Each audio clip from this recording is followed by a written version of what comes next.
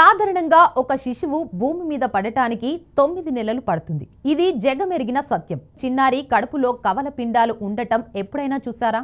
ఇది పిచ్చి ప్రశ్న. అసలు సృష్టిలో అలా జరుగుతుందా అంటారా? కానీ జరిగింది.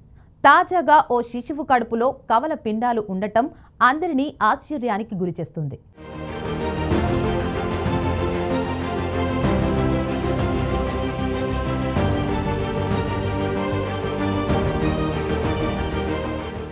ఇక విషయంలోకి వెళితే హర్యానాలోని నూహ్ జిల్లాలో ఒక ఆడ శిశువు చాలా అరుదైన వ్యాధితో జన్మించింది.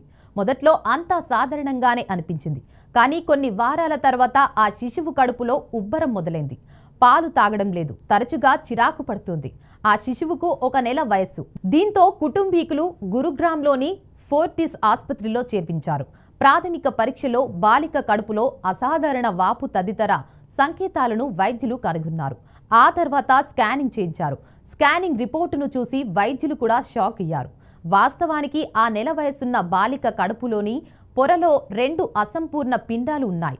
ఇక ఈ పరిస్థితిని ఫీటస్ ఇన్ఫీటు అంటారు. ఇది 5 లక్షల మంది పిల్లల్లో ఒకరికి మాత్రమే కనిపిస్తోంది. కానీ హర్యానా కేసు చాలా అరుదు. ఎందుకంటే ఆ బాలిక కడుపులో 1 కాదు 2 అసంపూర్ణ పిండాలు ఉన్నాయి. ఇప్పటి వరకు ప్రపంచవ్యాప్తంగా ఇలాంటి సుమారు 200 కేసులు నమోదయ్యాయి.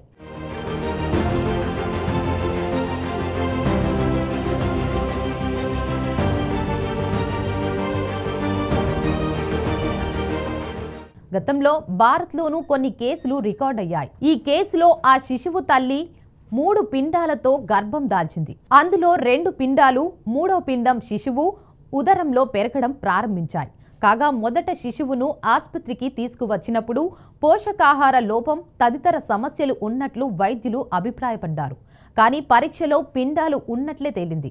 వైద్యుల వివరణ ప్రకారం కడుపులోని పిండాలు శిశువు ప్రేగుల కడుపుపై ఒత్తిడిని పెంచాయి.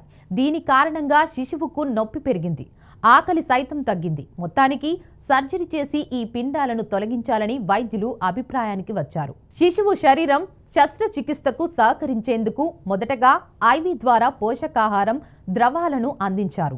అనంతరం జూలై 30న శిశువుకు విజయవంతంగా ఆపరేషన్ చేశారు. కాగా ఈ విషయం ఆలస్యంగా వెలుగులోకి వచ్చింది. వైద్యుల బృందం బాలిక కడుపు నుంచి అసంపూర్ణ పిండాలు 2టిని తొలగించింది. ఈ ప్రక్రియ చాలా క్లిష్టంగా మారినప్పటికీ విజయవంతంగా ముగించారు.